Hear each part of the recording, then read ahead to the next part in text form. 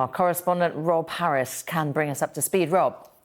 This announcement just now from British Cycling, who have apologised for the upset caused to cyclists over the last year or so as they've been reviewing their policy for the participation of transgender women in events. And we have now the new policy that has been announced, and there will be the introduction of a new open category replacing the male one. And what that will entail is it will feature that category for transgender men, transgender women and individuals who identify as non-binary. There will be the separate female category still, but for those assigned female at birth, and for transgender men who've yet to undergo hormone therapy. Well, it's obviously a hugely controversial thing in the world of cycling, and also this policy could be seen by some as discriminatory. And I've been speaking to the British Cycling CEO, John Dutton. It's taken us some time to get to this point, and we do acknowledge that in the suspension of the policy we have created some uncertainty. Today is about showing clarity, leadership and clear direction.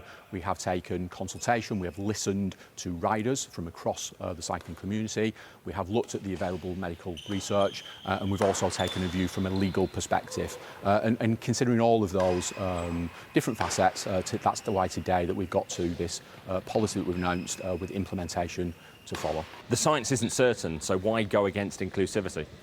We've looked at a range of different matters in getting to this point. First of all is to consult with our athletes. Secondly is to look at the scientific research that is available at this point in time. And thirdly is from a legal perspective. We want to move forward. We want to give clarity. We want to give direction. We want to remove the uncertainty. And certainly the athletes have been affected by this uncertainty created over the past few months. I'm really sorry for the anxiety, for the upset, and for how they have been affected by getting to this point today. Transgender women and non-binary people will still be able to compete in non-competitive events in British cycling, such as the Breeze competition that they run, but this impacts the competitive events that are run here. It impacts things like qualification for the World Championships and the Olympics, and particularly the rider Emily Bridges, the transgender rider who's 22 years old. She had set the national junior men's record over 25 miles in 2018. She came out as a transgender woman in 2020 and then began hormone therapy last year to reduce her testosterone levels.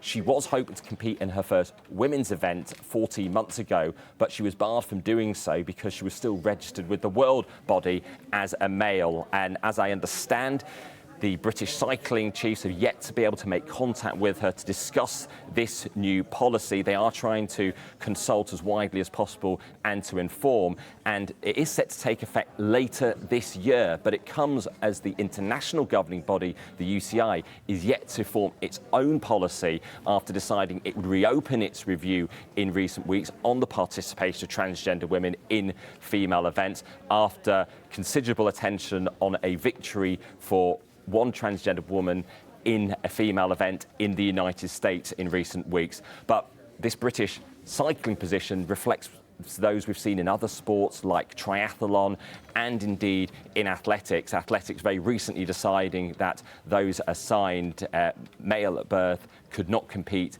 in female events. We do await to hear actually some of the reaction from across the world of cycling as cyclists are just receiving this news in the UK.